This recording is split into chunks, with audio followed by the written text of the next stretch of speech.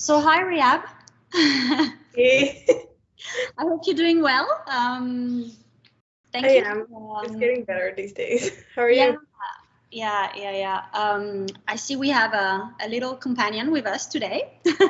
Yes, he's been a needy boy, so hopefully he's gonna be a quiet boy for the rest of the interview. Thank you for joining me in this conversation today. And it's now the middle of your residency, and you've been really quite generous with us and really opened up on sharing your thoughts in regards to your practice and your creative process. And I have to say, it's a bit of a habit of mine to want to dig a little bit further on those experiences and kind of give us a chance to gain some perspective on some of the ideas that you've highlighted in your publication this week so far, and then later on. But before we begin, I'd like to take the time to really honor the chance that has been given to us, the chance to be safe and healthy, but also to be grateful to the people and the relationships that we are building here on this land. I'm talking to you today from l'Imagier, we're back, which is located on the unceded territory of the Algonquin and Anishinaabe people, and you're joining me from Guelph, which is also part of the Anishinaabe territory. And so, in this context, I'd like to recognize, those shared connections and the importance of openness and care for each other. There you go. So I'm just gonna dig in with my first question. Now, as an interdisciplinary artist, your practice is, as you mentioned, at the intersection of drawing, photography, video, and installation work. And very early on this week, you've mentioned the importance of material properties in your creative process. Could you maybe develop that idea a little further and maybe tell us about your relationship to materials and materiality in general? No, of course. I have just a huge love for materials, as mundane or prestigious they are. I tend to experience anything very spatially and tactily first before actually reading it and visually, like as simple as like going shopping for clothing, which is we can't really do that anymore, but when we used to, like I never really looked for like the garment and the colors of it. I just legit like shop by touch and like what felt good and what felt comfortable or soft or something. Ooh, I don't know this material. And I tend to like always like analyze. I don't know how to explain that. I just really truly enjoy like analyzing and understanding how things are made. And I feel like that always goes back to materiality because it's just curious. And so even if I did a lot of drawing, I always will go back to like material pieces. Yeah, out of curiosity, I just genuinely love that. I understand that what you're wearing right now is a piece of clothing that you made. Yes. So can you tell us a little bit more about that? Of course. So the sheer one was in the beginning of the pandemic. So these were old curtains, which now they're a top. And this is part of the residency. So I've been trying this week to make clothing out of this one single piece of fabric that I bought at a thrift store when we were allowed to go in because we're in lockdown here in Ontario.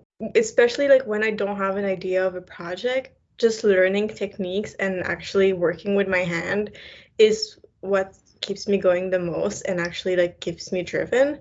As simple as just like I've tried to learn at least one new stitch every time that I don't feel like making art and making clothing instead of just even drawing, trying to learn at least one new technique through a single process. You present your practice with installation art as an immersive experience for the viewer. an experience that can be maybe interpreted in many different ways based on the viewer's state in life or background. Like while working with the different aspects of the human experience, which considering the physical, the emotional, and the social context in which we live, could you maybe expand a little bit more about how and when the question of materials in all its physicality comes up in your creative process? You mentioned, for instance, comforting spaces. Could you elaborate a bit more on those terms? I'm going to try to ground it within the current research I'm doing right now in my master's, just because I've been really thinking a lot about this current project. There's something about materiality and spatial experience and even sound and smell that really relates to memory a bit, even more than visual and narrative, like written narrative. I guess they're not literal, but the way they're triggered and categorized in our brain, they're just way more embedded into memory and comfort and nostalgia. Or something as tactility, dealing with pieces that you're allowed to touch or invited to touch finally in an exhibit, is not really often, but you're touching everything on a daily basis. Tactile is such a huge part of our language, actually, even if it's right now kind of hindered with a pandemic, but it is a huge part of our language. This is like the first way we started to learn how to communicate with touch. Looking at how material can be soothing, so looking at like soft material, velvety, silk, or even something that just feels like very like childhood-like. There's something about those registry when you're engaged and invited to engage and touch it and interact with it.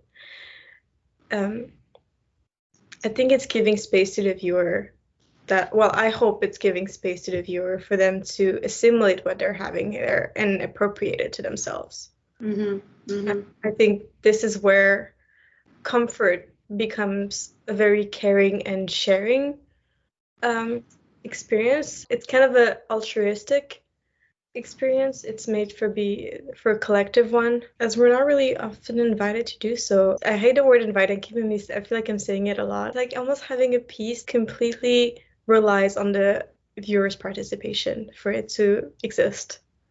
And I'm interested in that, as in like it's really giving the voices to the viewers, to the participant, to the witnesses in the work for them to make it sense of.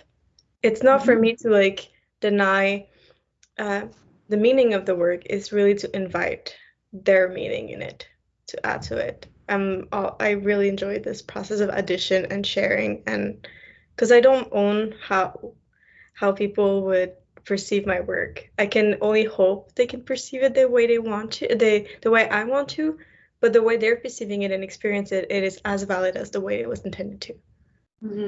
So making it intentional, as in their opinion and their experience are valid and benefiting the work, is something that I'm really trying to push forward. And I feel, materiality and this tactility is a way of entry.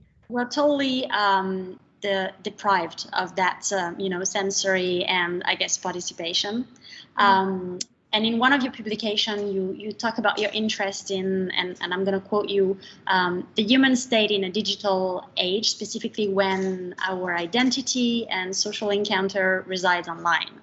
So in this context of a pandemic, can you maybe tell us how this has changed and how your work has evolved for you? And do you feel it's possible to create more meaningful and mindful interactions to be shared with each other? I don't think it's possible. I think it's a necessity, to be honest. It's just we have to take initiative in that. This was ironically an interest of mine before the pandemic, and it was a huge research just before it started, and it still is, because I feel the pandemic obviously framed it in a more amplified way, but even before that, we've become so dependent of our digital means of communication. The way we behave in real life versus the way we behave online and connect to people has shifted. And it's opening, but also to me, it's kind of scary. It gives another level of accessibility for anyone that feel a bit intimidated to connect in real life, of having themselves being directly judged. There's no filter. There is a blanket that social media and on any online platform of socialization is sort of giving, and that is a good thing. But it also worries me as it becomes almost a marketable self. It is partly great because it gives shelter, but that sheltering is now about all the image and how do you portray yourself and having your own personality constantly presented. Yeah, before the pandemic, I felt like it was very a lot about like this toxic positivity, actually, of having to see your friend constantly happy and your peers or anybody. And I think with the pandemic, it's still present, but it shifted in a way that because we didn't have any other spaces to entertain ourselves, everything have shifted now through a digital platform. There was no other meme, so you're getting bombarded by everything that's happening in the world, which I think it's honestly the greatest thing that happened with the pandemic. Because you can't hide and ignore what's happening now. It is being amplified. Honestly, this is like the only thing I'm truly thankful about the pandemic is how every causes and the complex socialization, how it's becoming. Well, it shows the problematic of it, but it shows also like what are these inequality.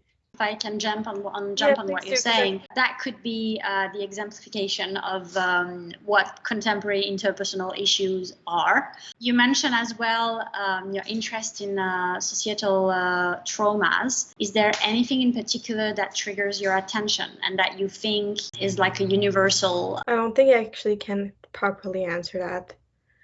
No, I'm really interested in these subject matter, and I enjoy looking at what is universal, what is socially accepted, what is socially shared in trauma.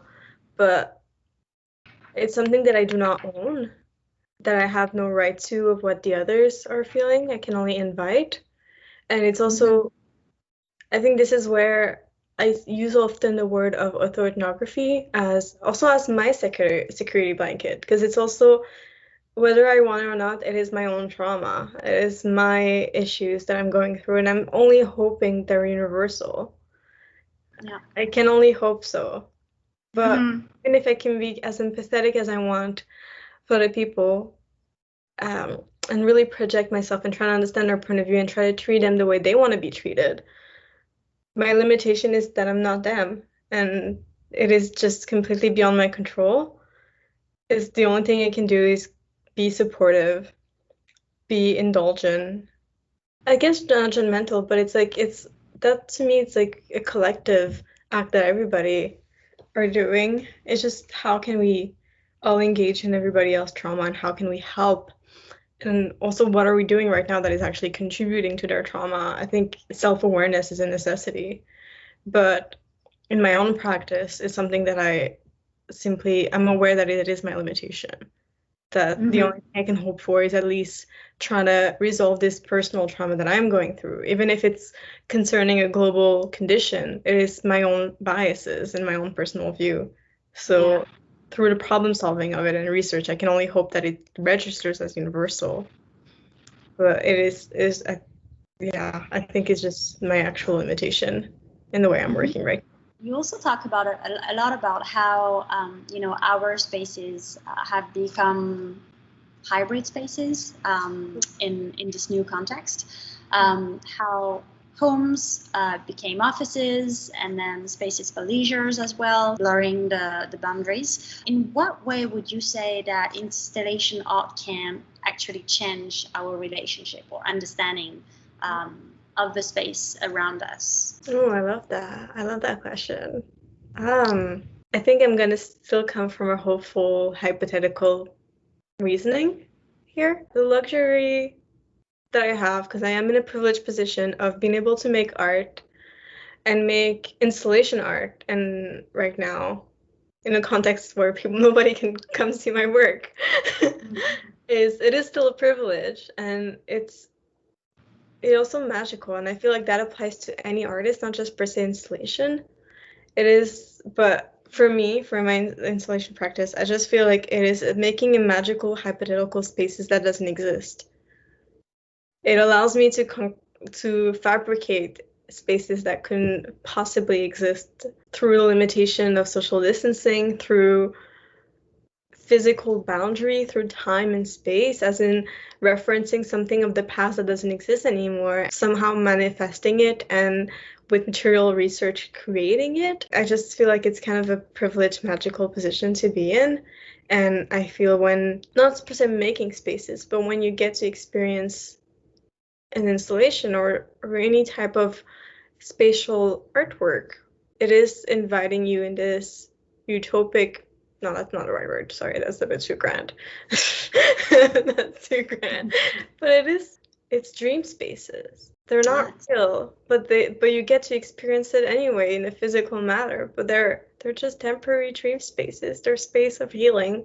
Even healing is a bit too much of a higher goal to achieve. I think even reducing it to spaces of compassion might be more realistic. Okay, I was thinking of spaces of care.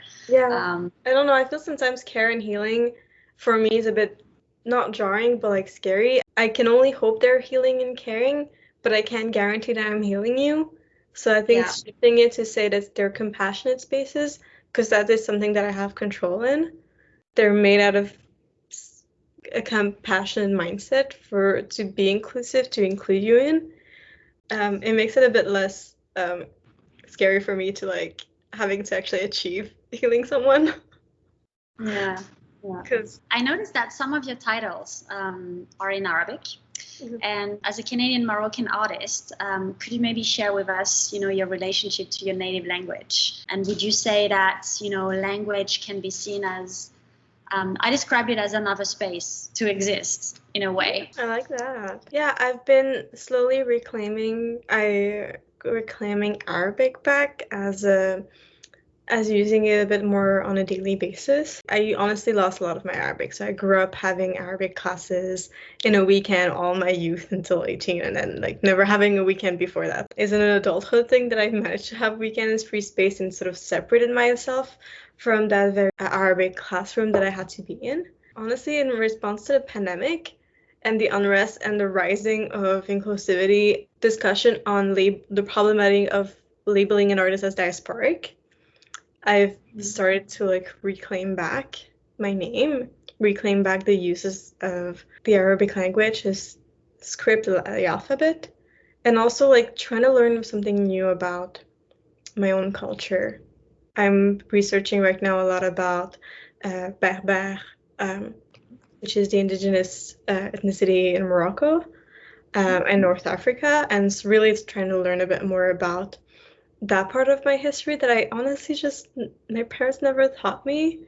And when I realized that 80% of Morocco are still technically Berber, and I'm like, what? I don't know. It was just it's a way for me to reconnect in my adult perspective without bringing my biases of my youth wanting to have a weekend. In the current project right now, as I'm trying to reconnect with part of my heritage that I never really got to experience, I'm trying to include and learn about it. And so the tent, for example, is a tent based on a nomadic Bedouin tent. I'm working a lot right now with poetry and an opera, and something that I was curious is I don't think I've ever seen an Arabian opera, or I know that it exists. I did research now, so now I know, but before that, I honestly didn't know that it existed even. That is the only thing that sort of really connects within my culture is the way narrative is shared. It is not linear in any way, and there's really a lot of freedom about having a very rippled, almost like meiosis type of narrative versus a linear one. It's like the lore that really interests me, and I'm honestly just in a learning process right now. Including Arabic, it's only since this year, and it's my way to relearn my own itself. I can only commend you for that, because I spent 10 years in the Middle East and I tried to learn Arabic, and I was not successful at this. Oh yeah, like I know the alphabet. I know how to read. I cannot read without the accent. Like I don't know how people do that. I need to have the tiny like line on the bottom on top to know what the sounds like. But also like I just generally love phonetic, love hearing like the sound of like understanding how like sounds are made and the poetic behind it. And also the grammar in Arabic is very different. Extremely complex as well. And I think recently was a topic of a TED Talk about how, depending on which language you're speaking, your brain functions differently. And that kind of inspired my question, because being bilingual myself, once I used to speak 3 languages, but now I can't. But you know, like that's how the personality kind of switches, and so I thought it was interesting to describe that as a different space. That's really interesting. I would actually totally agree with you because like I'm fluent in English and French. I understand Spanish and Arabic, and I'm trying to learn Italian. These are my way to still connect with my family because they just so happen to speak all those languages. And it's true. It's depending on which language that you speak and how it comes up first. As simple as like feminine and masculine. I know in English this doesn't really exist, but like in Arabic and Spanish and Italian and French, like gender is very present in words, and it associate and change the shift of like how do you view an object, as simple as a bridge, depending on which language you speak, in, they're masculine or feminine, and in a context of how you actually describe them, then it changes. Something that's simple as a bridge could be like spoken as something beautiful and delicate because in one language it is viewed that way. And I don't know, there's a really nice openness of how to view and perceive everything through languages, through like having multiple language. I feel very privileged about that.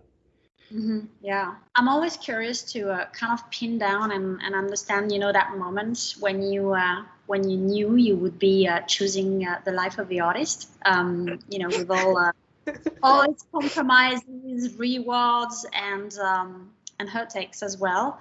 Now you've committed to this path. What would you tell your old self or an inspiring artist? My older self or my past self? Oh, okay. Your past self. My past self. Okay.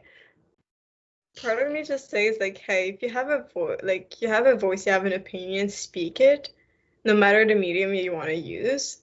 Even if it doesn't happen to be art, if you're dealing with sciences and that, the moment you have an opinion, it shouldn't be really within yourself and your friend. Some of them needs to be shared and voiced, because you get to actually have a sharing community with those opinions. And I think this is what art is bringing me, is the beauty of art. What I would say to anybody that want to get in is it is a very communal field. You get to, it's a conversational field. It's one of the rarest fields that you get to do anything you want because you want to, not because if it makes sense to you and to your own unique perception and background of how you reason, then it's valid. And I think that's such a beautiful freedom about art, but it's also extremely hard field. So like anybody that want to try, or even my younger self, gosh, I would just say like it's a lot of hard work. It's a lot of hustle. Mad respect for any successful artist, or not even successful one, any artist in general, because it is a hustle, point blank. Yeah. But it is also just magical in a sense that you honestly get to do anything you want, as long as you want to do it and it makes sense to you. It is valid, and it's the only field that sort of allows you to do that. I'd like to conclude with those beautiful words. You kind of all, you know, put it into a nice little package. Thank you very much, Rihab, for taking the time to share your thoughts with me. I very much enjoyed this moment with you, and my hope really is that, you know, this time that we spend together will eventually spark some interesting conversations around us. But until next time, please continue to stay safe and stay curious and stay in touch. Yes, thank you so much, Leona, for this residency, and yeah, you managed the whole team. Amelie, great job, amazing, and